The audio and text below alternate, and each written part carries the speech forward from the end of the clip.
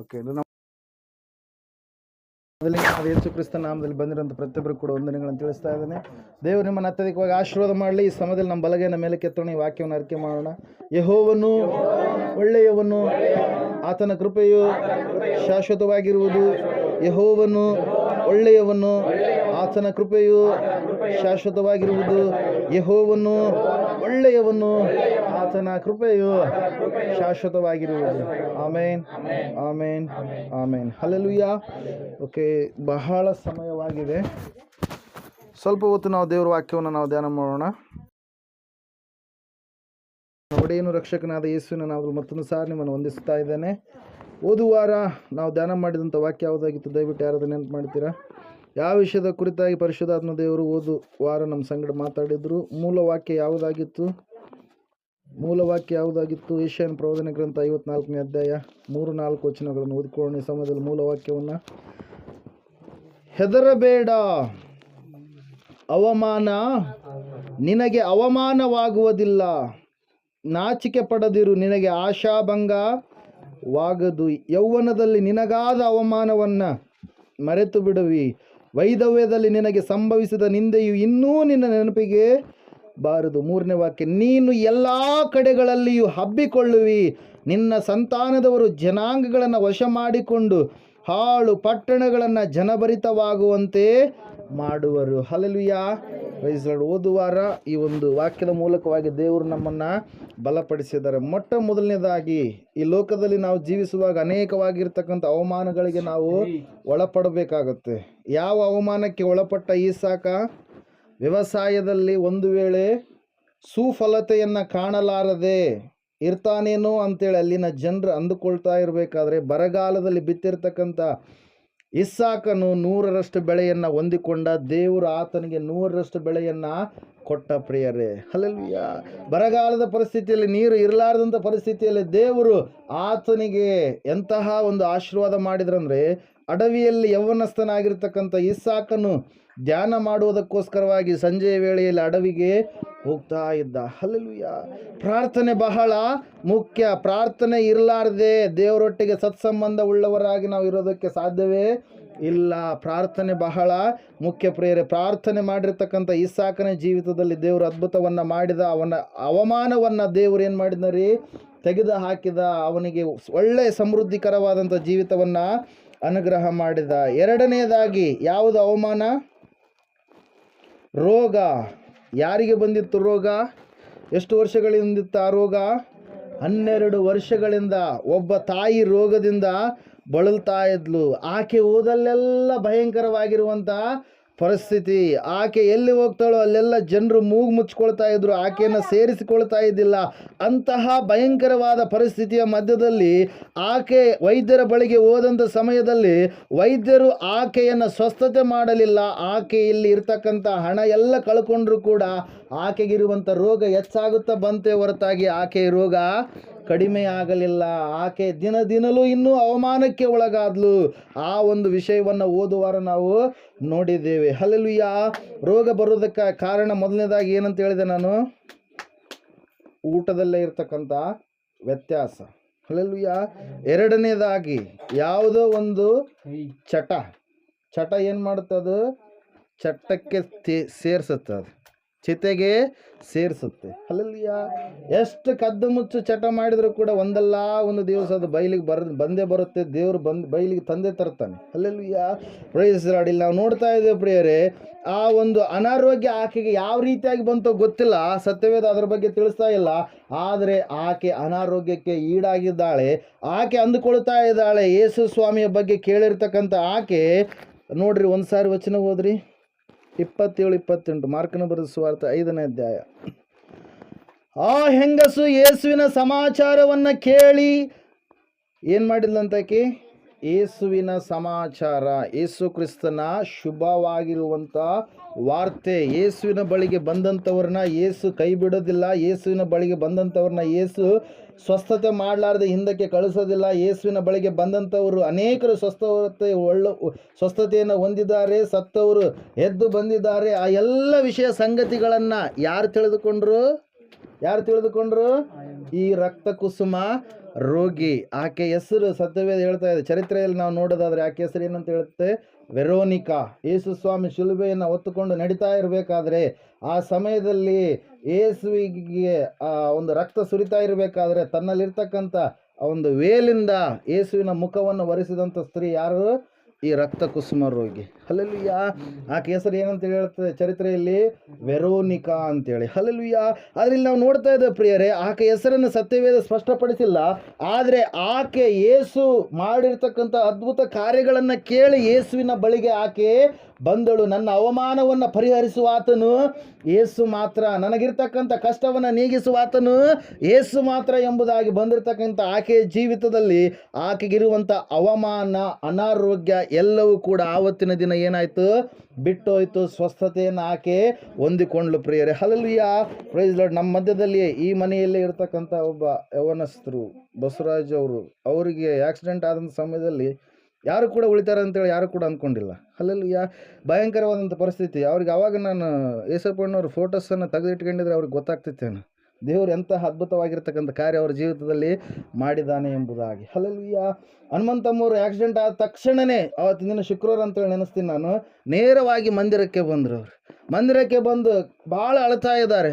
ಈ ರೀತಿ ಆದಂಥ ಪರಿಸ್ಥಿತಿ ಆಗಿದೆ, ಭಯಂಕರವಾಗಿರ್ತಕ್ಕಂಥ ಸ್ಥಿತಿಯಲ್ಲಿ ನನ್ನ ಮಗ ಇದ್ದಾನೆ ಅಂತೇಳಿ ಹೇಳಿದಂಥ ಸಮಯದಲ್ಲಿ ಆವತ್ತಿನ ದಿನ ಪ್ರಾರ್ಥನೆ ಮಾಡಲಾಯಿತು. ಆವತ್ತಿನ ದಿನ ಇಲ್ಲಿಂದ ಯೇಸಪ್ಪಣ್ಣ ಮತ್ತು ಇನ್ನು ಕೆಲವು ಜನರು, ಯಾರು ಅವ್ರ ಹೆಸರು ನನಗೆ ಗೊತ್ತಿಲ್ಲ, ಅವರೆಲ್ಲರೂ ಕೂಡ ಹೋಗಿದ್ರು. ಯಾರಿಗೂ ಕೂಡ ಆತನು ಉಳಿತಾನೆ ಅಂತೇಳಿ ಯಾರಿಗೂ ಕೂಡ ಭರವಸೆ ಇಲ್ಲ. ಅಲ್ಲಿ ಆವತ್ತಿನ ದಿನ ಒಂದು ವಾರ ಆದಮೇಲೇನೋ, ಒಂದು ವಾರದ ಒಳಗಡೆನೋ ನಾನು ಕೂಡ ಬಳ್ಳಾರಿಗೆ ಹೋಗಿದ್ದೆ ಹಾಸ್ಪಿಟ್ಲಿಗೆ. ಆ ಸಮಯದಲ್ಲಿ ಅವರು ಒಂದು ಥರ ನಿಮಾನ್ಸ್ ಹಾಸ್ಪಿಟ್ಲಿಗೆ ಒಂದು ಸರಿ ವಿಸಿಟ್ ಕೊಟ್ಟರೆ ನಿಮ್ಗೆ ಗೊತ್ತಾಗುತ್ತೆ. ಅಲ್ಲಿ ಯಾರು ಇರ್ತಾರೆ ರೀ? ಮೆಂಟಲ್ ಪೇಷಂಟ್ಗಳು ಇರ್ತಾರೆ. ಅವ್ರು ಹಿಂಗೆ ಅಡ್ಡಾಡ್ತಿರ್ತಾರೆ, ಹಲೋ ಗುಡ್ ಮಾರ್ನಿಂಗ್ ಅಂತಾರೆ, ಮತ್ತೆ ಈಗ ಹೋಗ್ತಾರೆ, ಮತ್ತೆ ಆ ಕಡೆಯಿಂದ ಬಂದು ಮತ್ತೆ ನಮ್ಮ ಹತ್ರನೂ ಬರ್ತಾರೆ, ಹಲೋ ಗುಡ್ ಈವ್ನಿಂಗ್ ಅಂತಾರೆ. ಅವ್ರು ಏನು ಮಾಡ್ತಾಯಿದ್ರು ಅವ್ರು ನೋಡಿದ್ರೆ ನಗು ಬರುತ್ತೆ, ಆದರೆ ಅವ್ರ ಜೀವಿತ ಹಂಗೆ ಇರುತ್ತೆ. ಯಾಕಂದರೆ ಅವ್ರ ಬ್ರೇನ್ ಏನು ಮಾಡ್ತಾ ಇರಲ್ಲ, ಕೆಲಸ ಮಾಡ್ತಿರಲ್ಲ. ಆ ಸಂದರ್ಭದಲ್ಲಿ ಅವರು ಕೂಡ ಅದೇ ರೀತಿಯ ಒಂದು ಪರಿಸ್ಥಿತಿಯಲ್ಲಿ ಇದ್ದರು. ಹಲ್ಲೆಲೂಯಾ. ಹನುಮಂತಮ್ಮವರೇ ಅದೇ ಪರಿಸ್ಥಿತಿಯಲ್ಲಿ ಅವರು ಕೂಡ ಇದ್ದರು ಪ್ರಿಯರೇ. ಆದರೆ ಅವ್ರಿಗೋಸ್ಕರವಾಗಿ ಪ್ರಾರ್ಥನೆ ಮಾಡಲಾಗಿ ದೇವರು ಅವರನ್ನು ಮರಣಕರವಾಗಿರ್ತಕ್ಕಂಥ ವ್ಯಾಧಿಯಿಂದ ಬಿಡಿಸಿ ತಪ್ಪಿಸಿ ಕಾಯ್ದು ಕಾಪಾಡಿ ಇವತ್ತು ಜೀವಿತರ ಸಂಖ್ಯೆಯಲ್ಲಿ ನಡೆಸ್ತಾ ಇದ್ದಾರೆ ಪ್ರಿಯರೇ. ಹಲ್ಲೆಲೂಯಾ. Praise Lord. ದೇವ್ರ ವಾಕ್ಯ ಹೇಳ್ತಾ ಇದೆ, ಆ ತಾಯಿ ಒಂದು ವೇಳೆ ಬೇರೆ ಕಡೆಗೆ ಹಳೆಯ ಜೀವಿತ ಆಗಿದ್ರೆ ಎಲ್ಲೆಲ್ಲೋ ದಾರದ ತಕ್ಕ ಇನ್ನೊಂದು ಹತ್ರ ಹೋಗ್ತಾ ಇದ್ಲೇನೋ, ತನ್ನ ಮಗನನ್ನು ಕಳೆದುಕೊಳ್ತಾ ಇದ್ಲೇನೋ. ಆದರೆ ದೇವರು ಆಕೆಯನ್ನು ಎಲ್ಲಿ ನಡೆಸಿದ್ರು? ತನ್ನ ಆಲಯಕ್ಕೆ. ಹಲ್ಲೆಲೂಯಾ. Praise Lord. ಈ ತಾಯಿ ಕೂಡ ನೆನೆಸಿದಾಳೆ, ನಾನು ಯೇಸುವಿನ ಬಳಿಗೆ ಹೋದರೆ ನನಗೆ ಸ್ವಸ್ಥತೆ ಉಂಟು, ಅದ್ಭುತ ಉಂಟು ಎಂಬುದಾಗಿ. ಆಕೆಗಿರ್ತಕ್ಕಂಥ ಅವಮಾನ ಏನಾಯ್ತು ರೀ? ನೀಗಿ ಹೋಯ್ತು, ಹೊರಟು ಹೋಯ್ತು ಅಂತೇಳಿ ನಾವು ಹೋದುವಾರ ಕೇಳಲ್ಪಟ್ಟಿದ್ದೇವೆ ಪ್ರಿಯರೇ. ಇವತ್ತು ಅದೇ ವಿಷಯವನ್ನು ಸ್ವಲ್ಪ ಮುಂದಕ್ಕೆ ನಾನು ಮಾತಾಡ್ತೀನಿ ಅಂತೇಳಿ ಅಂದ್ಕೊಂಡಿದ್ದೆ, ಹೇಳಿದ್ದೀನಿ ಕೂಡ ನಿಮಗೆ. ಈ ಸಮಯದಲ್ಲಿ 2 ಅರಸುಗಳ ಪುಸ್ತಕ ತೆಗೆರಿ ಒಂದು ಸಾರಿ, 5ನೇ ಅಧ್ಯಾಯ,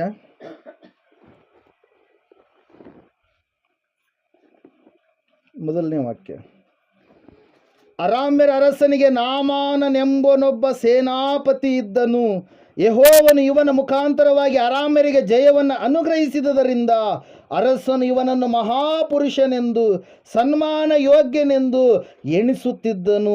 ಆದರೆ ಪರಾಕ್ರಮಶಾಲಿಯಾದ ಇವನು ಏನಾಗಿದ್ದನಂತೇಳಿ ಸತ್ಯವೇದ ಹೇಳ್ತಾ ಇದೆ, ಕುಷ್ಠರೋಗಿಯಾಗಿದ್ದನು. ಹಲ್ಲೆಲೂಯಾ. Praise the Lord. ನೋಡ್ರಿ, ಒಬ್ಬ ಸೇನಾಧಿಪತಿ, ಮನುಷ್ಯರ ದೃಷ್ಟಿಯಲ್ಲಿ, ಸೈನಿಕರ ದೃಷ್ಟಿಯಲ್ಲಿಯೂ, ಒಬ್ಬ ಅರಸನ ದೃಷ್ಟಿಯಲ್ಲಿಯೂ. ಅರಾಮ್ಯರಂದ್ರೆ ಯಾರ್ರೀ? ಸಿರಿಯಾದವರು. ಸಿರಿಯಾ ದೇಶದ ಅರಸನ ಸೇನಾಧಿಪತಿ, ದಂಡನಾಯಕ, ಮುಖ್ಯವಾಗಿರ್ತಕ್ಕಂಥ ಅಧಿಕಾರಿ. ಅವನು ಹೇಳಿದ ಹಾಗೆ ಸೈನಿಕರೆಲ್ಲರೂ ಕೇಳಬೇಕು. ಅಂತಹ ಪರಾಕ್ರಮಶಾಲಿಯಾಗಿರ್ತಕ್ಕಂಥ ವ್ಯಕ್ತಿಗೆ ಯಾವ ರೋಗ ಬಂದಿದೆ? ಕುಷ್ಠರೋಗ ಬಂದಿದೆ. ಅವನಿಗೆ ಎಲ್ಲ ಇರ್ತಕ್ಕಂಥದ್ದನ್ನು ವರ್ಣನೆ ಮಾಡಿದ ಮೇಲೆ ವಾಕ್ಯ ಹೇಳ್ತಾ ಇದೆ, ಆದರೆ ಪರಾಕ್ರಮಶಾಲಿಯಾದ ಇವನು ಏನಾಗಿದ್ದಂತೆ? ಕುಷ್ಠರೋಗಿಯಾಗಿದ್ದನು. ಹಲ್ಲೆಲೂಯಾ.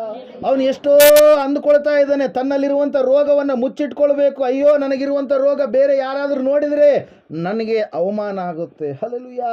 ಪರಾಕ್ರಮಶಾಲಿಯಾಗಿರ್ತಕ್ಕಂಥ ಆ ವ್ಯಕ್ತಿ ಏನು ಅಂದ್ಕೊಳ್ತಾ ಇದ್ದಾನ್ರಿ?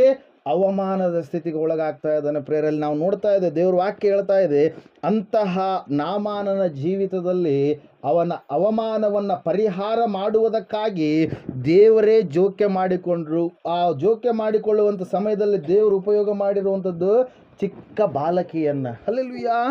ಚಿಕ್ಕ ಬಾಲಕಿ ಏನಂತ ಹೇಳ್ತಾ ಇದ್ದಾಳೆ, ಆ ಯಜಮಾನಿಗೆ, ನನ್ನ ಒಡೆಯ ಒಂದು ವೇಳೆ ಇಸ್ರಾಯೇಲ್ ದೇಶಕ್ಕೆ ಏನಾದರೂ ಹೋದರೆ ಅಲ್ಲಿ ಒಬ್ಬ ಪ್ರವಾದಿ ಇದ್ದಾನೆ, ಆ ಎಲೀಷ ಪ್ರವಾದಿಯ ಬಳಿಗೆ ಒಂದು ವೇಳೆ ನನ್ನ ಒಡೆಯ ಯಜಮಾನ ಹೋಗಿದ್ದೆ ಆದರೆ ಖಂಡಿತವಾಗಿ ಆತನು ಸ್ವಸ್ಥತೆಯನ್ನು ಹೊಂದಿಕೊಳ್ಳುತ್ತಾನೆ ಅಂತೇಳಿ. ಹಲ್ಲೆಲೂಯಾ.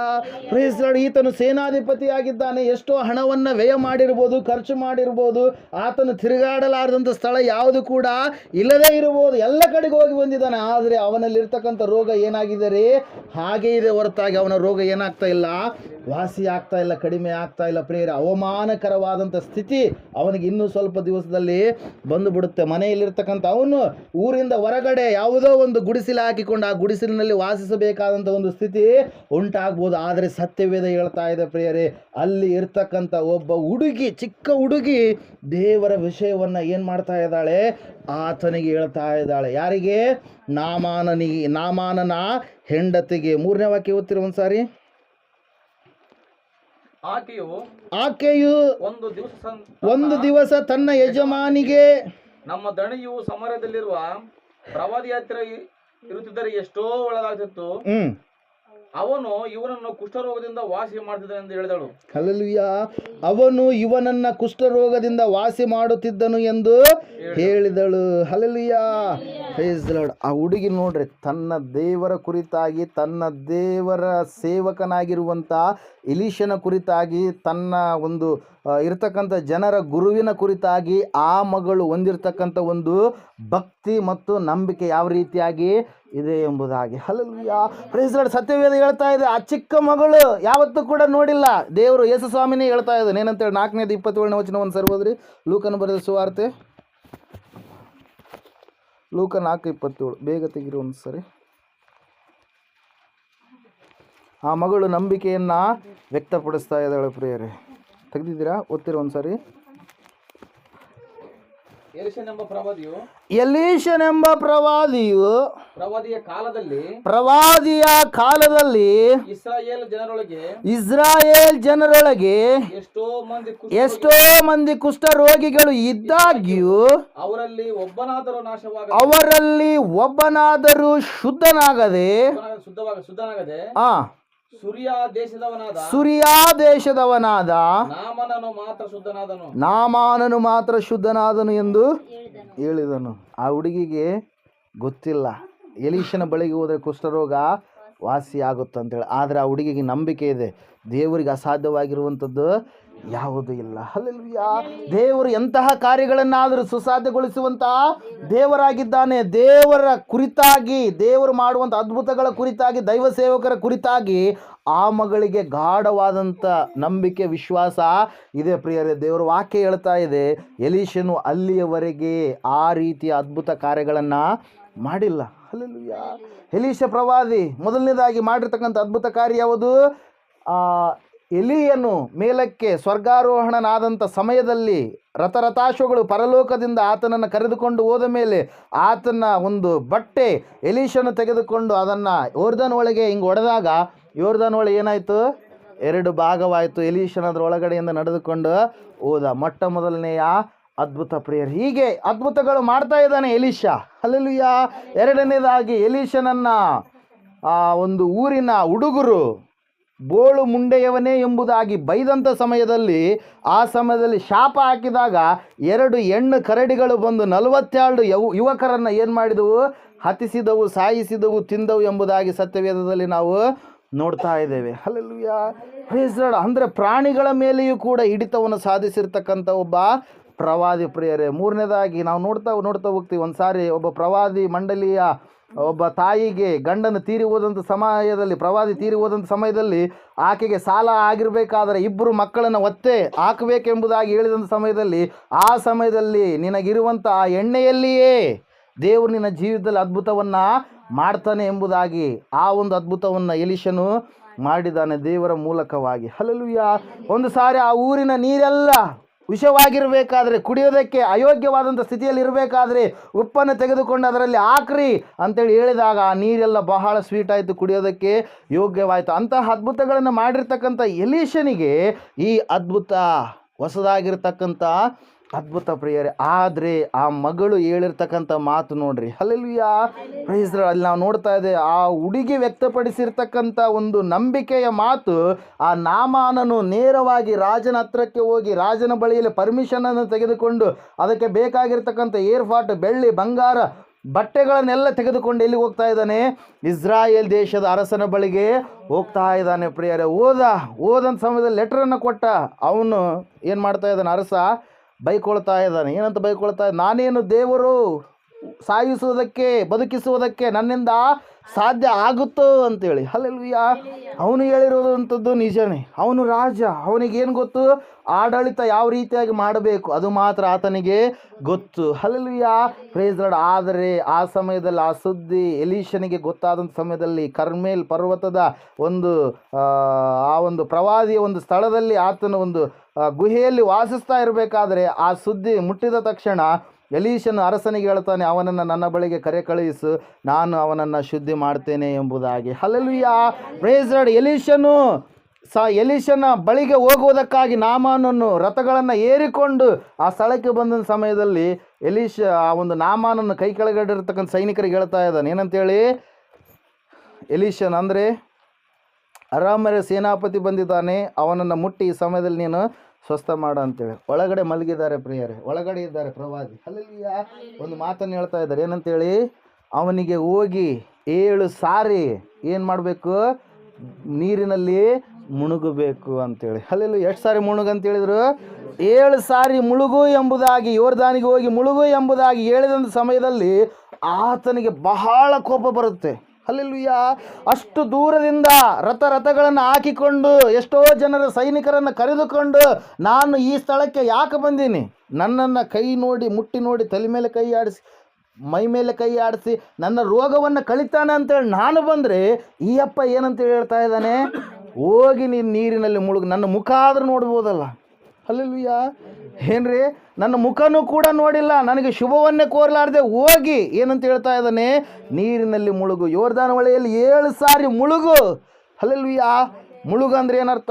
ಬ್ಯಾಪ್ಟಿಸಮ್ ತಗೋ, 7 ಸಾರಿ ಮುಳುಗು, ಎದ್ದೇಳು ಅಂತೇಳಿ ಹೇಳಿದಾಗ ಅಲ್ಲಿ ವಾಕ್ಯ ಹೇಳ್ತಾ ಇದೆ, ಅವನು ಕೋಪಗೊಂಡ. ಕೆಳಗಡೆ ಇರತಕ್ಕಂಥ ಒಬ್ಬ ಸೈನಿಕ, ನಾಮಾನನ ಮೇಲೆ ಪ್ರೀತಿ ಉಳ್ಳಂಥ ಸೈನಿಕ, ದಯೆಯುಳ್ಳಂಥ ಸೈನಿಕ, ನಾಮಾನನು ಆರೋಗ್ಯವಂತನಾಗಬೇಕೆಂಬುದಾಗಿ ಕೋರಿದಂಥ ಸೈನಿಕ ಹೇಳ್ತಾ ಇದ್ದಾನೆ, ಅಪ್ಪ ಒಂದು ವೇಳೆ ದೊಡ್ಡದಾಗಿರ್ತಕ್ಕಂಥ ಯಜ್ಞ ಮಾಡು ಅಂತ ಹೇಳಿದ್ರೆ ನೀನು ಮಾಡ್ತಿದ್ದಲ್ಲ, ಇಷ್ಟು ಹಣವನ್ನು ಕೊಡು ಅಂತ ಹೇಳಿದ್ರೆ ನೀನು ಕೊಡ್ತಿದ್ದಲ್ಲ, ಇಷ್ಟು ಭೂಮಿಯನ್ನು ಕೊಡು ಎಂಬುದಾಗಿ ಹೇಳಿದರೆ ನೀನು ಕೊಡ್ತಿದ್ದಲ್ಲ.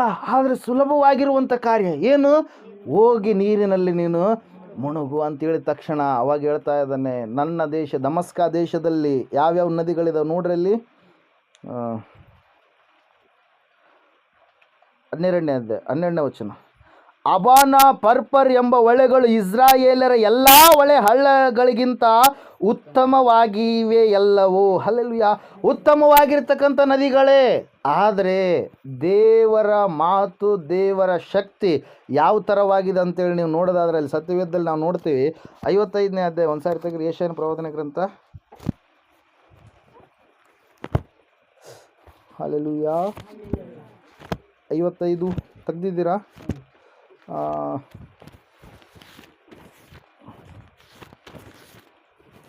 ಹಿಮವು ಮಂಜು ಅಂತೇಳಿ ವಾಕ್ಯ, 10ನೇ ವಾಕ್ಯ. ಮಳೆಯು ಹಿಮವು ಆಕಾಶದಿಂದ ಬಿದ್ದು ಭೂಮಿಯನ್ನ ತೋಯಿಸಿ ಹಸಿರುಗೊಳಿಸಿ ಫಲಿಸುವಂತೆ ಮಾಡಿ ಬಿತ್ತುವವನಿಗೆ ಬೀಜವನ್ನು ಉಣ್ಣುವವನಿಗೆ ಆಹಾರವನ್ನು ಒದಗಿಸದ ಹೊರತು ಹೇಗೆ ಆಕಾಶಕ್ಕೆ ಸುಮ್ಮನೆ ಹಿಂದಿರುಗುವುದಿಲ್ಲವೋ ಹಾಗೆಯೇ ನನ್ನ ಬಾಯಿಂದ ಹೊರಟ ಮಾತು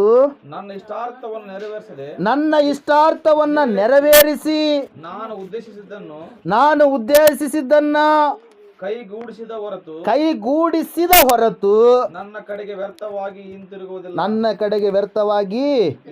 ಹಿಂದಿರುಗುವುದಿಲ್ಲ. Hallelujah, praise lord. ದೈವ ಸೇವಕರು ದೇವರ ಮಾತುಗಳನ್ನು ಹೇಳುವಂಥವರಾಗಿದ್ದಾರೆ. ಹಲ್ಲೆಲೂಯಾ. ಪ್ರವಾದಿ ಅಂದ್ರೆ ಏನ್ರಿ? ದೇವರ ಮಾತುಗಳನ್ನು ಮುಂದಾಗಿಯೇ ತಿಳಿಸುವಂಥ ವ್ಯಕ್ತಿ. ಇವತ್ತಿನ ದಿನ ಹೇಳಿ ಕೇಳ್ತಾರೆ ಅಂತೇಳಿ ಆ ಒಂದು ಪದವನ್ನು ಬಳಸ್ತಾರಲ್ಲ, ಅದರ ನಿಜವಾದ ಅರ್ಥ ಏನ್ರಿ? ಪ್ರವಾದನೆ ಎಂಬುದಾಗಿ. ಮುಂದೆ ಭವಿಷ್ಯತ್ತಿನಲ್ಲಿ ಆಗಬೇಕಾಗಿರ್ತಕ್ಕಂಥ ಕೆಲಸ ಕಾರ್ಯಗಳನ್ನು ಈವಾಗಲೇ ಅವರು ತಮ್ಮ ಜ್ಞಾನ ದೃಷ್ಟಿಯಿಂದ ನೋಡಿ ದೇವರು ಅವರ ಸಂಗಡ ಮಾತಾಡಿದಾಗ ಆ ವಿಷಯಗಳನ್ನು ತಿಳಿಸುವಂಥವರು ಪ್ರಿಯರೇ. ಹಲ್ಲೆಲೂಯಾ.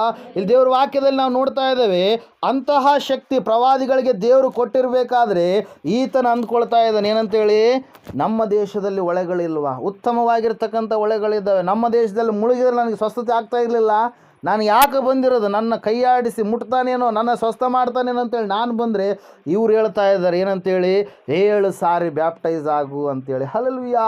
ಆ ಸಮಯದಲ್ಲಿ ಆ ಸೈನಿಕ ಹೇಳಿದಂಥ ಮಾತನ್ನು ಕೇಳಿ ಆತನು ಏನು ಮಾಡ್ತಾನ್ರಿ?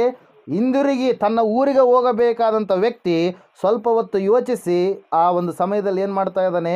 ಯೋರ್ದಾನ್ ಹೊಳೆ ಕಡೆಗೆ ತನ್ನ ರಥವನ್ನು ಓಡಿಸ್ಕೊಂಡು ಹೋಗ್ತಾ ಇದ್ದಾನೆ ಪ್ರಿಯರೇ. Hallelujah, praise the Lord. ಆ ಸಮಯದಲ್ಲಿ ಯೋರ್ದಾನ್ ಒಳಗೆ ಹೋಗಿ ಆತನು 1 ಸಾರಿ ಮುಳುಗ್ತಾನೆ, 2 ಸಾರಿ, 3 ಸಾರಿ, 4 ಸಾರಿ, 7ನೇ ಸಾರಿ ಮುಳುಗಿ ಎದ್ದಂಥ ಸಮಯದಲ್ಲಿ ಆತನ ದೇಹ ಏನಾಯ್ತಂತೆ? ಕೂಸಿನ ದೇಹದಂತೆ ಆಯಿತು. ಅವನಿಗಿರುವಂಥ ಒಂದು ಕುಷ್ಠರೋಗ ಏನಾಯಿತು? ವಾಸಿ ಆಯಿತು, ಹೊರಟು ಹೋಯಿತು. Hallelujah, praise the Lord. ಅವನಿಗಿರುವಂಥ ಅವಮಾನಕರವಾಗಿರ್ತಕ್ಕಂಥ ಸ್ಥಿತಿಯನ್ನು ದೇವ್ರು ಏನು ಮಾಡಿದ್ರಿ? ಮಾನಕರವಾಗಿರ್ತಕ್ಕಂಥ ಸ್ಥಿತಿಯಾಗಿ ಮಾರ್ಪಡಿಸಿದರು ಪ್ರಿಯರೇ. ಹಲ್ಲೆಲೂಯಾ. ದೇವರನ್ನು ನಂಬಿದಂಥ ಮಕ್ಕಳಿಗೆ ಅವಮಾನ ಆಗೋದಿಲ್ಲ, ಇದು ಬರೆದಿಟ್ಕೊಳ್ರಿ. ದೇವರು ನಂಬಿದಂಥ ಮಕ್ಕಳಾಗಿರ್ತಕ್ಕಂಥ ನಮಗೆ ಪರಲೋಕದಲ್ಲಿಯೂ ಭೂಲೋಕದಲ್ಲಿಯೂ ಎಲ್ಲ ಉನ್ನತವಾಗಿರ್ತಕ್ಕಂಥ ಸ್ಥಾನವನ್ನು ದೇವರು ಅನುಗ್ರಹ ಮಾಡ್ತಾನೆ. ಆದರೆ ದೇವರ ಮಾತನ್ನು ನಾವು ಕೇಳುವವರಾಗಬೇಕು. ನಮ್ಮನ್ನು ಯಾರಂತೇಳಿ ಕರೀತಾರೆ? ಯೆಹೋವನ ಜನಾಂಗದವರು, ಯೇಸುವಿನ ಮಕ್ಕಳು. Hallelujah, praise the Lord. ನೀವು ಮೇಲಣರವರಾಗಿರುವರೇ ಹೊರತು ಕೆಳಗಿನವರು ಆಗುವುದಿಲ್ಲ. ಯಾವಾಗ? ದೇವರ ಮಾತನ್ನು ಶ್ರದ್ಧೆಯಿಂದ ಕೇಳಿ ಭಯಭಕ್ತಿಯಿಂದ ಅದರ ಪ್ರಕಾರವಾಗಿ ನೀವು ನಡೆದುಕೊಂಡಾಗ. ಕೇಳೋದೊಂದು ಮಾಡೋದೊಂದು ಆದರೆ ಯಾರು ಉದ್ಧಾರ ಆಗೋಕ್ಕೆ ಸಾಧ್ಯ ಇಲ್ಲ. ಹಲ್ಲೆಲೂಯಾ. 2 ಕುದುರೆಗಳ ಮೇಲೆ ಏರಿದರೆ ಒಂದು ಈ ಕಡೆ ಹೋದರೆ ಒಂದು ಆ ಕಡೆ ಹೋಗುತ್ತೆ. Hallelujah, praise the Lord. ಬೀಳುವಂಥವ್ರು ಯಾರು? ನೀವೇ. Hallelujah, praise the Lord. ಇಲ್ಲಿ ವಾಕ್ಯ ಹೇಳ್ತಾ ಇದೆ ಪ್ರಿಯರೇ, ಈ ಅರಾಮ್ಯರ ಅರಸನಿಗಿರ್ತಕ್ಕಂಥ ಅವಮಾನಕರವಾದಂಥ ಸ್ಥಿತಿ ಹೋಗಲಾಡಿಸುವುದಕ್ಕೆ ದೇವರು ಚಿಕ್ಕ ಹುಡುಗಿ, ಹಲ್ಲೆಲೂಯಾ, ಆ ಹುಡುಗಿಗೂ ಗೊತ್ತಿಲ್ಲ ಕುಷ್ಠರೋಗ ಹೋಗುತ್ತಂತೇಳಿ. ಹಲ್ಲೆಲೂಯಾ. ಆದರೆ ಆ ಹುಡುಗಿ ದೇವರ ಮೇಲೆ ನಂಬಿಕೆ ಇಟ್ಲು, ದೇವರ ಪ್ರವಾದಿಯ ಮೇಲೆ ನಂಬಿಕೆ ಇಟ್ಲು ಪ್ರಿಯರೇ. ಯೇಸು ಕೂಡ ಸ್ಪಷ್ಟವಾಗಿ ಹೇಳ್ತಾ ಇದ್ದಾರೆ ಏನಂತೇಳಿ, ಎಷ್ಟೋ ಜನ ಕುಷ್ಠರೋಗಿಗಳು ಇಸ್ರಾಯೇಲ್ ದೇಶದಲ್ಲಿ ಇದ್ದಾಗಲೂ ಯಾರು ಒಬ್ಬರು ನಂಬಿಕೆಯಿಂದ ಬರಲಿಲ್ಲ. ಯಾರ ಹತ್ರ? ಎಲೀಷನ ಹತ್ತಿರ, ದೇವರ ಬಳಿಯಲ್ಲಿ ಬರಲಿಲ್ಲ. ಆದರೆ ಬಂದಿರತಕ್ಕಂಥ ಸುರಿಯಾ ದೇಶದ ಒಬ್ಬ ಸೈನ್ಯಾಧಿಪತಿ ನಾಮಾನನು ಬಂದು ದೇವರ ಮಾತಿಗೆ ಸ್ವಲ್ಪ ವಿರೋಧ ವ್ಯಕ್ತಪಡಿಸಿದಾಗಲೂ ಆಮೇಲೆ ತನ್ನನ್ನು ತಾನು ತಗ್ಗಿಸಿಕೊಂಡು ಆ ಕುದುರೆ ರಥದಿಂದ ಕೆಳಗಡೆ ಇಳಿದು ಆಳವಾಗಿರ್ತಕ್ಕಂಥ ಯೋರ್ದಾನ್ ಹೊಳೆ ಹತ್ತಿರ ಹೋಗಿ ಮುಳುಗಿದನು, ವಿಧೇಯತೆಯನ್ನು ತೋರಿಸಿದನು. ಅದ್ಭುತವಾಗಿ ಆತನೇನಾಗ್ತಾ ಇದ್ದಾನೆ ಪ್ರಿಯರೇ? ಸ್ವಸ್ಥತೆಯನ್ನು ಹೊಂದಿಕೊಳ್ತಾ ಇದ್ದಾನೆ. ಹಲ್ಲೆಲೂಯಾ. ಆ ವಾಕ್ಯ ಹೇಳ್ತಾ ಇದೆ, ಅವನ ದೇಹ ಚರ್ಮ ಹೆಂಗಾಯ್ತಂತೆ? ಕೂಸಿನ ದೇಹದೋಪಾದಿಯಲ್ಲಿ. ಕೂಸಿನ ದೇಹ ಎಷ್ಟು ಕೋಮಲವಾಗಿ ಎಷ್ಟು ಮೃದುವಾಗಿರುತ್ತಲ್ಲ ಆ ರೀತಿಯಲ್ಲಿ ಅವನ ಚರ್ಮವಾಯಿತು. ಅವನು ಹೇಳ್ತಾ ಇದ್ದಾನೆ ಹಲ್ಲೆಲೂಯಾ. ಅವನಿಗೆ ಏನಾಗಬೇಕಾಗಿತ್ತು? ಅವನು ಏನನ್ನು, ಯಾವ ಅವಮಾನವನ್ನು ಅನುಭವಿಸ್ಬೇಕಾಗಿತ್ತು? ಕುಷ್ಠರೋಗಿ ಅಂದರೆ ಗೊತ್ತಾ? ಮೂಗು ಮಂಡಾಗುತ್ತೆ, ಬೆರಳುಗಳು ಕಟ್ಟಾದಂಗೆ ಆಗುತ್ತೆ, ಮಂಡಾಗುತ್ತೆ, ಕಾಲು ಬೆರಳುಗಳು ಮಂಡಾಗುತ್ತೆ, ಚರ್ಮವೆಲ್ಲ ಬಿಲ್ಲೆ ಏನಂತಿರಲ್ರಿ, ಸುಂಕು ಗಟ್ಟಿದಂಗೆ ಏನಂತಿರಲ್ಲ. ಹಲ್ಲೆಲೂಯಾ. ಅದರಂಗೆ ಆಗುತ್ತೆ. ಹಲ್ಲೆಲೂಯಾ. ಅಂಥವ್ರನ್ನ ಮನೆಯಲ್ಲಿ ಇಟ್ಕೊಳ್ಳಲ್ಲ, ಅದು ಒಂದು ಅಂಟು ರೋಗ. ಅಂಥವ್ರನ್ನೆಲ್ಲ ಹೊರಗಡೆ ಇಡ್ತಾ ಇದ್ರು. ಅವೆಲ್ಲ ಅವಮಾನವನ್ನು ಯಾರು ಅನುಭವಿಸ್ಬೇಕಾಗಿತ್ತು? ಎಲೀಷಾ.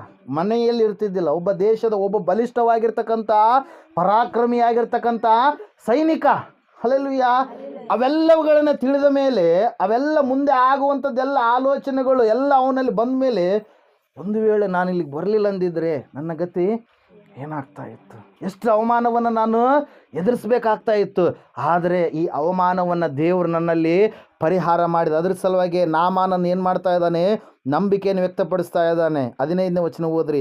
ಅನಂತರ ಅವನು ತನ್ನ ಪರಿವಾರದೊಡನೆ ಹಿಂದಿರುಗಿ ದೇವರ ಮನುಷ್ಯನ ಹತ್ತಿರ ಹೋಗಿ ಅವನ ಮುಂದೆ ನಿಂತು, ಇಸ್ರಾಯೇಲ್ ದೇಶದಲ್ಲಿರುವ ದೇವರ ಹೊರತಾಗಿ ಲೋಕದಲ್ಲಿ ಬೇರೆ ದೇವರು ಇರುವುದೇ ಇಲ್ಲವೆಂಬುದು ಈಗ ನನಗೆ ಗೊತ್ತಾಯಿತು. ಹಲ್ಲೆಲೂಯಾ. ಒಬ್ಬೇ ಒಬ್ಬ ದೇವರು, ಸೃಷ್ಟಿಕರ್ತನಾದ ದೇವರು, ಆತನ ಇಸ್ರಾಯೇಲ್ ದೇಶದ ದೇವರಾಗಿದ್ದಾನೆ ಎಂಬುದಾಗಿ ಯಾರು ತಿಳಿದುಕೊಂಡ್ರು? ನಾಮಾನನ್ನು ತಿಳಿದುಕೊಂಡ. ಹಲ್ಲೆಲೂಯಾ. ಒಂದು ವೇಳೆ ಜೀವಿತದ ಅವನು ಇಸ್ರಾಯೇಲ್ ದೇಶಕ್ಕೆ ಬರಲಾರದೆ ಇದ್ದಿದ್ರೆ ಅವನ ಚರಿತ್ರೆ ಏನಾಗ್ತಾ ಇತ್ತು? ಪರಾಕ್ರಮಶಾಲಿಯಾಗಿರ್ತಕ್ಕಂಥ ನಾಮಾನ ಕುಷ್ಠರೋಗ ಬಂದು ಸತ್ತು ಹೋದ, ಅವಮಾನದ ಸಾವನ್ನ ಹೊಂದಿದ ಅಂತೇಳಿ. ಹಲ್ಲೆಲೂಯಾ. ಆದರೆ ಈಗೇನಾಗ್ತಾ ಇದೆ? ದೇವರು ಅವನ ಚರಿತ್ರೆಯನ್ನು ಬದಲಾಯಿಸ್ತಾ ಇದ್ದಾನೆ. ಅವನಿಗೆ ಈ ರೀತಿ ಆಗಬೇಕಾಗಿತ್ತು. ಎಲ್ಲರ ದೃಷ್ಟಿಕೋನದಲ್ಲಿ, ಅವರ ಕುಟುಂಬದವರ ದೃಷ್ಟಿಕೋನದಲ್ಲಿ, ಪರಿವಾರದವರ ದೃಷ್ಟಿಕೋನದಲ್ಲಿ, ರಾಜನ ದೃಷ್ಟಿಕೋನದಲ್ಲಿ, ಅಲ್ಲಿರ್ತಕ್ಕಂಥ ಸೈನಿಕರ ದೃಷ್ಟಿಕೋನದಲ್ಲಿ. ಆದರೆ ಅವನ ಚರಿತ್ರೆ ಹಿಂಗಿರುವಂಥದ್ದನ್ನು ದೇವ್ರು ಏನು ಮಾಡಿಬಿಟ್ರಿ? ಪುನಃ ಈ ರೀತಿಯಾಗಿ ಮಾರ್ಪಡಿಸಿದರು ಪ್ರಿಯರೇ. ಅವಾಗ ಅವನು ತಿಳಿದುಕೊಳ್ತಾ ಇದ್ದಾನೆ, ನಾನು ಎಷ್ಟೆಲ್ಲ ತಿರುಗಾಡಿದೆ, ಎಷ್ಟೆಲ್ಲ ಏನೆಲ್ಲ ಮಾಡಿದೆ, ಆದರೆ ನಿಜವಾಗಿರುವಂಥ ದೇವರು ಯಾರಾಗಿದ್ದಾರೆ? ಇಸ್ರಾಯೇಲ್ ದೇಶದ ದೇವರೇ ನಿಜವಾದಂಥ ದೇವರು. ಆತನು ಹೇಳುವಂಥ ಮಾತು ನೋಡ್ರಿ, ಇಸ್ರಾಯೇಲ್ ದೇಶದಲ್ಲಿರುವ ದೇವರ ಹೊರತಾಗಿ ಲೋಕದಲ್ಲಿ ಬೇರೆ ದೇವರು ಇರುವುದೇ ಇಲ್ಲ, ಇಲ್ಲನೇ ಇಲ್ಲ. ಹಲ್ಲೆಲೂಯಾ. ಇಸ್ರಾಯೇಲ್ ದೇಶದಲ್ಲಿರ್ತಕ್ಕಂಥ ದೇವರ ಹೊರತಾಗಿ ಲೋಕದಲ್ಲಿ ಇರುವ ದೇವರು ದೇವರೇ ಅಲ್ಲ, ಯಾವ ದೇವರುಗಳು ಇಲ್ಲವೇ ಇಲ್ಲ ಎಂಬುದಾಗಿ ಆತನಿಗೆ ಗೊತ್ತಾಯಿತು ಈ ಅದ್ಭುತ ನಡೆದ ಕಾರಣಕ್ಕಾಗಿ. ಹಲ್ಲೆಲೂಯಾ. ದೇವರ ಬಳಿಗೆ ಆತನು ನಂಬಿಕೆಯಿಂದ ವಿಧೇಯತೆಯಿಂದ ಬಂದ ಕಾರಣಕ್ಕಾಗಿ ಒಂದು ವೇಳೆ ಸೊಕ್ಕಿನಿಂದ ಅಯ್ಯೋ ನಾನ್ಯಾಕೆ ಮುಳುಗಬೇಕಂತೇಳಿ ಹಿಂದಕ್ಕೆ ಹಂಗೆ ಹೋಗಿದ್ರೆ ಏನಾಗ್ತಾ ಇತ್ತು ರೀ? ಅವನ ಸಾವು ದುರಂತದಲ್ಲಿ ಅಂತ್ಯವಾಗ್ತಾ ಇತ್ತು. ಹಲ್ಲೆಲೂಯಾ. ದುರಂತವಾದಂಥ ಸಾವನ್ನು ಅನುಭವಿಸ್ತಾ ಇದ್ದ. ಆದರೆ ವಾಕ್ಯ ಹೇಳ್ತಾ ಇದೆ ಪ್ರಿಯರೇ, ಅವನು ತನ್ನನ್ನು ತಾನು ದೇವರ ಮುಂದೆ ತಗ್ಗಿಸಿಕೊಂಡ. ದೈವ ಸೇವಕರ ಮಾತಿಗೆ ವಿಧೇಯತೆಯನ್ನು ತೋರಿಸಿದ. ಅವನ ಅವಮಾನವನ್ನು ದೇವರು ಏನು ಮಾಡಿದರು? ಪರಿಹಾರ ಮಾಡಿದರು ಪ್ರಿಯರೇ. ಇಲ್ಲಿ ವಾಕ್ಯ ಹೇಳ್ತಾ ಇದೆ, ಅವನು ಸ್ವತಃ ಯಾರನ್ನು ನಂಬಿದ್ನರಿ? ಸೃಷ್ಟಿಕರ್ತನಾದ ದೇವರನ್ನು ಆತನೇನು ಮಾಡಿದ? ವಿಶ್ವಾಸ ಇಟ್ಟ. ಬಟ್ ಈತನು ಯಾವ ಒಂದು ದೇಶಕ್ಕೆ ಸಂಬಂಧಪಟ್ಟವನು? ಸುರಿಯಾ ದೇಶಕ್ಕೆ. ಅವರಿಗೆ ಇರ್ತಕ್ಕಂಥ ದೇವರುಗಳ ಸಂಖ್ಯೆ ಅಸಂಖ್ಯ. ಹಲ್ಲೆಲೂಯಾ. ಎಷ್ಟೋ ದೇವರುಗಳನ್ನು ಅವ್ರು ಏನು ಮಾಡ್ತಾರೆ? ಆರಾಧನೆ ಮಾಡ್ತಾರೆ. ಆದರೆ ಈಗ ಹೇಳ್ತಾ ಇದ್ದಾನೆ ಈತ ಏನಂತೇಳಿ, ಇಸ್ರಾಯೇಲ್ ದೇಶದಲ್ಲಿರುವಂಥ ದೇವರೇ ದೇವರು, ಆತನ ಹೊರತಾಗಿ ಬೇರೆ ಲೋಕದಲ್ಲಿ ಯಾವ ದೇವರುಗಳು ಇರುವುದೇ ಇಲ್ಲ ಎಂಬುದಾಗಿ ನನಗೆ ಈಗ ಗೊತ್ತಾಯಿತು. ಹಲ್ಲೆಲೂಯಾ. Praise Lord. ಅದರ ಸಲುವಾಗಿ ಪ್ರಿಯರೇ, ಸತ್ಯವೇದ ಹೇಳ್ತಾ ಇದೆ, ದೇವರು ಮಾಡಿದಂಥ ಮೇಲನ್ನು ಎಂದಿಗೂ ಕೂಡ ನಾವು ಮರಿಬಾರ್ದು. ಅದು ಚಿಕ್ಕದೇ ಇರಲಿ ದೊಡ್ಡದೇ ಇರಲಿ, ಯಾವೊಂದು ಸ್ಥಿತಿಯಿಂದ ದೇವರು ನಮ್ಮನ್ನು ಮೇಲಕ್ಕೆ ತಂದಿದ್ದಾನೆ, ಯಾವೊಂದು ಮರಣಕರ ವ್ಯಾಧಿಯಿಂದ ದೇವರು ನಮ್ಮನ್ನು ಮೇಲಕ್ಕೆ ಉಳಿಸಿದ್ದಾನೆ, ಅದನ್ನು ನಾವು ತಿಳಿದುಕೊಂಡಾಗ, ಅದರ ಕುರಿತಾಗಿ ಯೋಚನೆ ಮಾಡಿದಾಗ ದೇವರ ಬಗ್ಗೆ ನಮಗೇನು ಬರುತ್ತೆ ರೀ? ಗ್ರ್ಯಾಟಿಟ್ಯೂಡ್ ಆಫ್ ಹಾರ್ಟ್, ಅಂದರೆ ಕೃತಜ್ಞತೆಯ ಹೃದಯ. ಹಲ್ಲೆಲೂಯಾ. ಯಾವ ಹೃದಯ ಇರೋದು? ಕೃತಜ್ಞತೆ. ದೇವ್ರಿಗೆ ಎಷ್ಟು ಸ್ತುತಿ ಮಾಡಿದ್ರು ಕಡಿಮೆ. ದೇವರೇನು ನೀನು ಕುರಿ ಕಟ್ ಮಾಡು, ಕೋಣ ಕಟ್ ಮಾಡು, ಅದು ಕಟ್ ಮಾಡು, ಇದು ಕಟ್ ಮಾಡು, ಅಷ್ಟು ಹಣ ಖರ್ಚು ಮಾಡ್ಕೊ ಅಂತೇಳಿ ಹೇಳೋ ದೇವರಲ್ಲ. ನಿನ್ನ ಹೃದಯವನ್ನು ದೇವರಿಗೆ ನೀನು ಕೊಡಬೇಕು. ಹಲ್ಲೆಲೂಯಾ. ನಿನ್ನ ಹೃದಯವನ್ನು ದೇವರಿಗೆ ನೀನು ಒಪ್ಪಿಸಬೇಕು. ಆ ಹೃದಯದಲ್ಲಿ ದೇವರಿಗೆ ಸ್ಥಾನವನ್ನು ಕೊಟ್ಟರೆ ಆ ದೇವರು ನಿನ್ನಲ್ಲಿ ಇರುವುದಕ್ಕಾಗಿ ಇಷ್ಟಪಡುವವನಾಗಿದ್ದಾನೆ ಪ್ರಿಯ. ಅದ್ರ ಸಲುವಾಗಿ ಯಾರೇ ಆಗಿರಲಿ ದೇವರನ್ನು ನೀವೇನು ಮಾಡಬೇಡ್ರಿ? ತಾತ್ಸಾರ ಮಾಡಬೇಡ್ರಿ. ದೇವರಿಗೆ ಅಲ್ಲ ಸಲ್ಲದ ಮಾತುಗಳನ್ನು ನೀವು ಆಡುವಂಥವರು ಆಗಬೇಡ್ರಿ. ಯಾಕಂದರೆ ಆತನು ಮುಂದೆ ಒಂದು ದಿನ ಈ ಲೋಕಕ್ಕೆ ಬಂದಾಗ ಪ್ರತಿಯೊಂದು ಪಿಕ್ಚರ್ ಹಾಕಿ ನಿಮಗೆ ತೋರಿಸ್ತಾನೆ. ಹಲ್ಲೆಲೂಯಾ. ಏನೇನು ಮಾತಾಡಿ ಏನೇನು ಬಿಟ್ಟು ಅದೆಲ್ಲ ಸ್ಕ್ರೀನಲ್ಲಿ ಆಟೋಮೆಟಿಕ್ ಆಗಿ ಬರ್ತಾ ಇರುತ್ತೆ, ರನ್ ಆಗ್ತಾ ಇರುತ್ತೆ. ನೀನು ಇಲ್ಲ ನಾ ಮಾತಾಡಿಲ್ಲ ಅಂಬಕ್ಕಿರಲ್ಲ, ಭೂಮಿ ಬಂದು ಹೇಳುತ್ತಾ ಮಾತಾಡಿಲ್ಲ ಅಂತೀಯಾ ಅಂತೇಳಿ ಕಪಾಳ ಕೊಡಿತ್ತು ಮತ್ತೆ. ಹಲ್ಲೆಲೂಯಾ.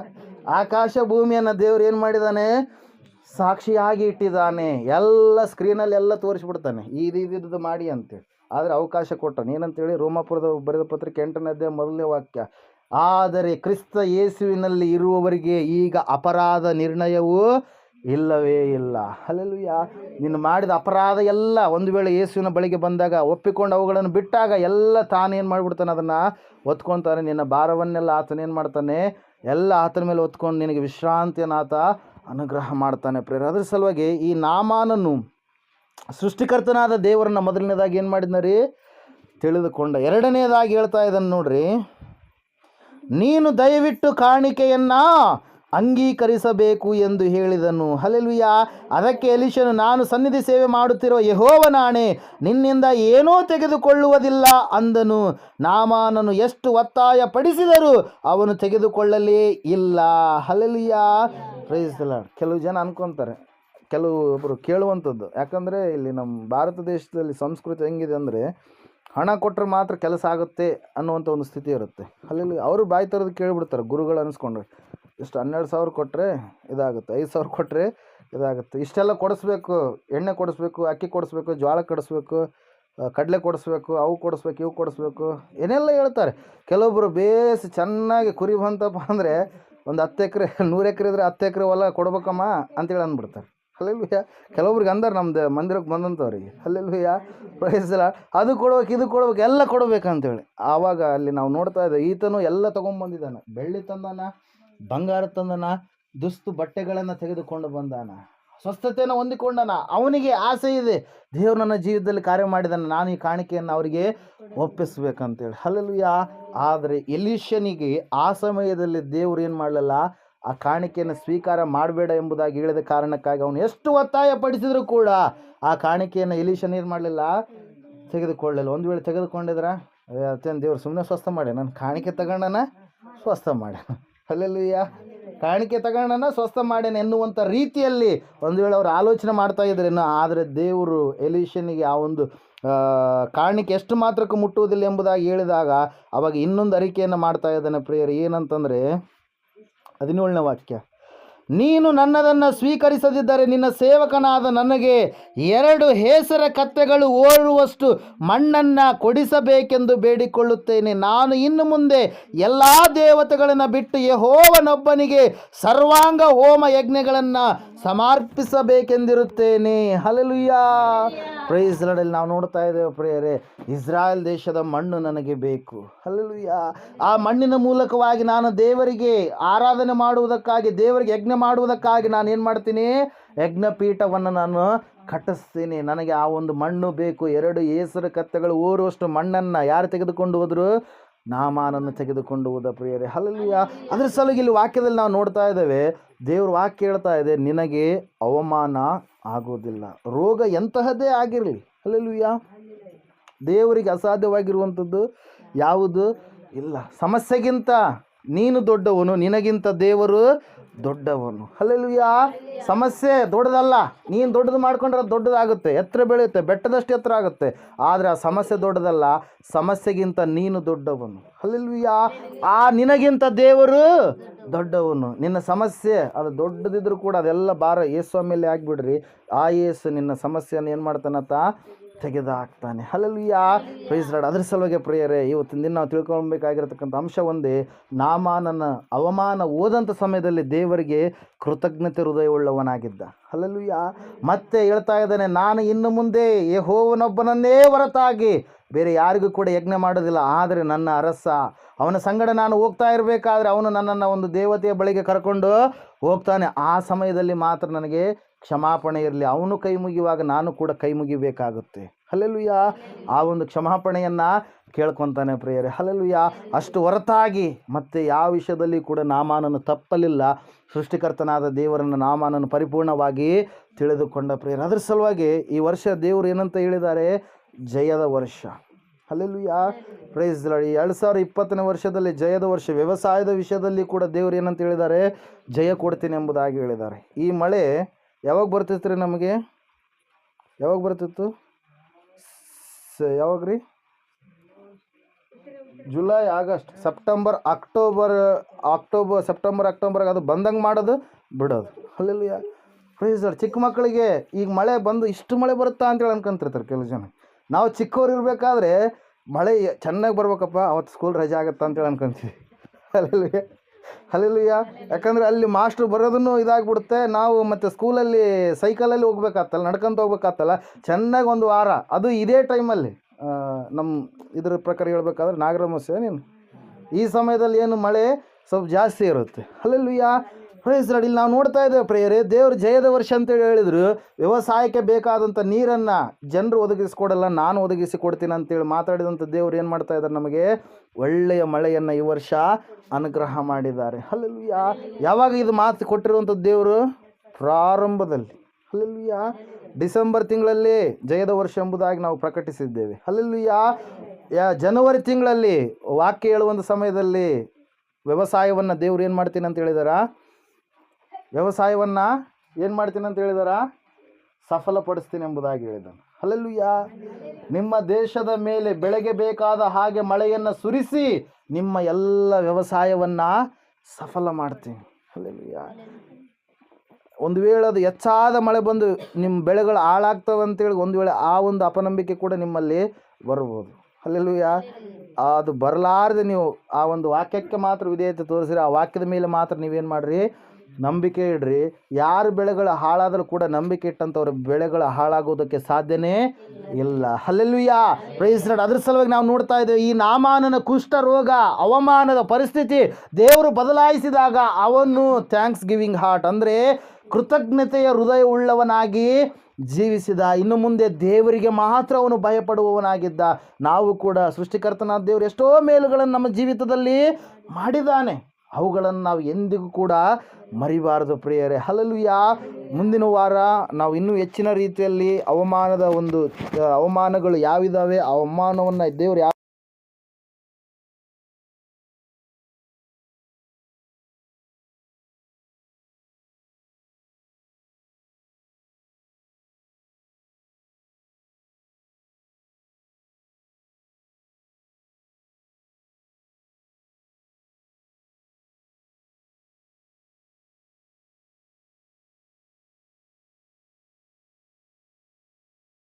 ಆಯಿತು.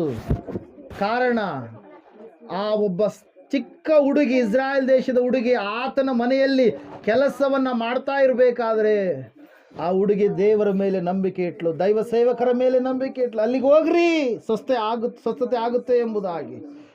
ಯಾವತ್ತೂ ಕೂಡ ಆ ಒಂದು ಕುಷ್ಠರೋಗದ ಬಗ್ಗೆ, ಸ್ವಸ್ಥತೆಯ ಕುರಿತಾಗಿ ಎಂದಿಗೂ ಕೂಡ ಆಲೋಚನೆ ಮಾಡಲಾರದಂಥ ಆ ಸಮಯದಲ್ಲಿ ಎಲೀಷನ್ ಇರಬೇಕಾದ್ರೆ ಈ ಹುಡುಗಿ ಆ ನಂಬಿಕೆ ಮಾತನ್ನು ಹೇಳಿದಾಗ, ನಾಮಾನನು ಹೊರಟಾಗ ಅದ್ಭುತವಾಗಿ ಎಲೀಷನು ಕೂಡ ಹೋಗಿ ಯೋರ್ದಾನ್ ಹೊಳೆಯಲ್ಲಿ 7 ಸಾರಿ ಮುಳುಗು ಎಂಬುದಾಗಿ ನಾಮಾನನಿಗೆ ಹೇಳಿದಾಗ 7 ಸಾರಿ ಮುಳುಗುವುದಕ್ಕೆ ಆತನು ವಿರೋಧ ವ್ಯಕ್ತಪಡಿಸಿ ಪುನಃ ತನ್ನ ದೇಶಕ್ಕೆ ಹೊರಟು ಹೋಗಬೇಕೆಂಬುದಾಗಿ ಅಂದುಕೊಂಡಾಗ ಅಲ್ಲಿರುವ ಸೈನಿಕನು,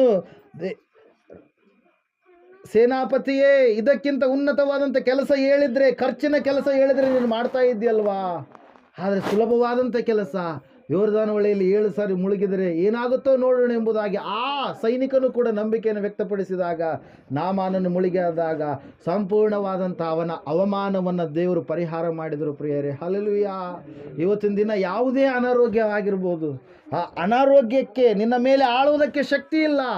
ದೇವರು ವಾಕ್ಯ ಹೇಳ್ತಾ ಇದೆ, ಅದನ್ನು ನೀನು ಗದರಿಸಬೇಕು. ನನಗಿರುವಂಥ ಈ ಅನಾರೋಗ್ಯವೇ ನನ್ನನ್ನು ಬಿಟ್ಟು ನೀನು ತೊಲಗು ಹೋಗು ಎಂಬುದಾಗಿ ಹೇಳುವಾಗ ದೇವರು ಖಂಡಿತವಾಗಿ ನಿನ್ನ ಜೀವಿತದಲ್ಲಿ ಸ್ವಸ್ಥತೆಯನ್ನು ಕೊಡ್ತಾರೆ ಪ್ರೇರೆ. ನಾಮಾನನು ನಂತರ ನಂಬಿಕೆ ಇಟ್ಟು ಇಸ್ರಾಯೇಲ್ ದೇಶದೇ ದೇವರೇ ನಿಜವಾದ ದೇವರು, ಆತನು ಮಾತ್ರ ರಕ್ಷಣೆಯನ್ನು ಮಾಡುವಂಥ ಆತನು, ಆತನು ಮಾತ್ರ ಸ್ವಸ್ಥತೆಯನ್ನು ಮಾಡುವಂಥ ಆತನು, ಆತನಿಗೆ ಮಾತ್ರ ಶಕ್ತಿ ಇದೆ ಎಂಬುದಾಗಿ ನೆನೆಸಿದ ಪ್ರಿಯರೇ. ಇವತ್ತು ನಿನ್ನ ನಂಬಿಕೆ ಯಾವ ರೀತಿಯಾಗಿದೆ? ದೇವರು ಮಾಡಿದ ಮೇಲುಗಳನ್ನು ಕ್ಷಣ ಕ್ಷಣಕ್ಕೂ ನೀನು ಮರಿತಾ ಇದೆಯೇನು?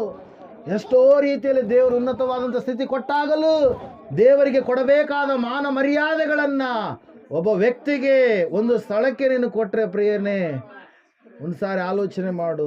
ಆ ನಾಮಾನನು ನಾಶವಾಗಲಿಲ್ಲ, ಅವನು ರಕ್ಷಣೆಯನ್ನು ಹೊಂದಿದ ಎಂಬುದಾಗಿ ನಾವು ನೋಡ್ತಾ ಇದ್ದೇವೆ. ಈ ಸಮಯದಲ್ಲಿ ನಿನ್ನ ಪರಿಸ್ಥಿತಿ ಯಾವ ರೀತಿಯಾಗಿದೆ? ದೇವರಿಗೆ ಕೊಡ್ತಾ ಇದೆಯಾ ಸಮಯವನ್ನು? ದೇವರಿಗೆ ಕೊಡ್ತಾ ಇದೆಯಾ ಮಾನ ಮರ್ಯಾದೆಗಳನ್ನು, ಗೌರವವನ್ನು? ಯಾರಿಗೆ ಕೊಡ್ತಾ ಇದೆಯಾ ನೀನು?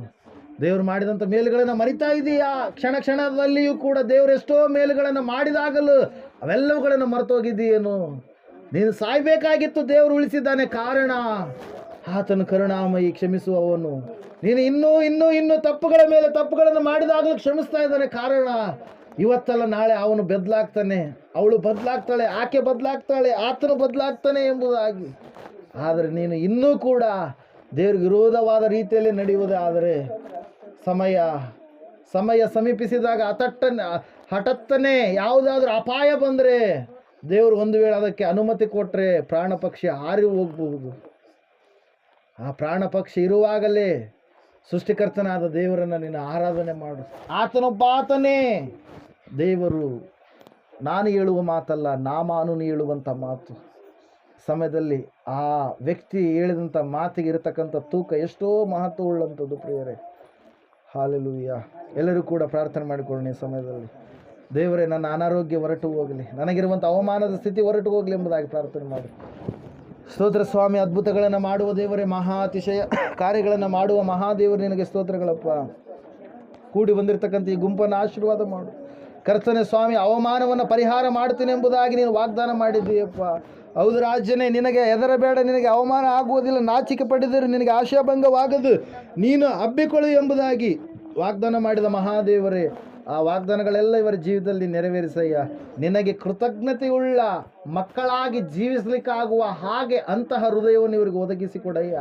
ಕಾಠಿಣ್ಯ ಹೃದಯ ಬೇಡ ಸ್ವಾಮಿ, ಮೃದು ಹೃದಯವನ್ನು ಅನುಗ್ರಹ ಮಾಡು. ಎಲ್ಲ ರೀತಿಯಲ್ಲಿ ಸೌಖ್ಯತೆಯನ್ನು ಕೊಡು ಸ್ವಾಮಿ. ಇವರೆಲ್ಲರನ್ನು ಇವರ ಕುಟುಂಬದಲ್ಲಿ ಇರ್ತಕ್ಕಂಥ ಪ್ರತಿಯೊಬ್ಬರನ್ನು ಆಶೀರ್ವದಿಸಿ ಬಲಪಡಿಸಿ ನಡೆಸಬೇಕೆಂಬುದಾಗಿ ಯೇಸು ಕ್ರಿಸ್ತನ ನಾಮದಲ್ಲಿ ಸಂಪೂರ್ಣ ಸ್ವಸ್ಥ ಸಮಾಧಾನ ಆರೋಗ್ಯವನ್ನು ಆನಂದ ಐಶ್ವರ್ಯವನ್ನು ಪ್ರಾರ್ಥಿಸಿ ಅರ್ಪಿಸಬೇಡ ಹೊಂದಿದ್ದೇವೆ ಪರಮ ತಂದೆ. ಆಮೆನ್. ನಮ್ಮ ತಂದೆಯಾದ ದೇವರು ಶಾಶ್ವತವಾದ ಪ್ರೀತಿ, ಕುಮಾರನಾಗಿ ಬಂದಿರುವ ಯೇಸು ಕ್ರಿಸ್ತನ ಶಾಶ್ವತವಾದ ಕೃಪೆ, ಪರಿಶುದ್ಧಾತ್ಮ ದೇವರು ಶಾಶ್ವತವಾದ ಅನ್ಯತೆ ನಡೆಸಿ ಅಲಂಕರಿಸೋಕೆ ಕೂಡಿ ಬಂದಿರತಕ್ಕಂಥ ಇವರ ಸಂಗಡಲ್ಲೂ ಸಕಲ ಸದ್ಭಕ್ತರ ಸಂಗಡಲ್ಲೂ ಪ್ರಪಂಚದಲ್ಲಿರ್ತಕ್ಕಂಥ ಎಲ್ಲ ಮನುಷ್ಯರ ಸಂಗಡಲ್ಲೂ ಸದಾಕಾಲ ನೆಲೆಯಾಗಿರಲಿ ಸ್ವಾಮಿ. ಆಮೆನ್. ಯೇಸು ರಕ್ತಕ್ಕೆ ಜಯ, ಸಕಲ ಪಾಪಗಳು ಲಯ. ಯೇಸು ರಕ್ತಕ್ಕೆ ಜಯ, ಸಕಲ ಪಾಪಗಳು ಲಯ. ಯೇಸು ಪ್ರಭು ರಕ್ತಕ್ಕೆ ಸಂಪೂರ್ಣ ವಿಜಯ, ಸಕಲ ಪಾಪಗಳಿಗೆ ಅನಂತಕಾಲ ನಾಶನ. Hallelujah, hallelujah, hallelujah. ಸ್ತೋತ್ರಂ, ಸ್ತೋತ್ರಂ, ಸ್ತೋತ್ರಂ. Amen, amen. ಇಂಥ ಒಳ್ಳೆ ಸಮಯದಳು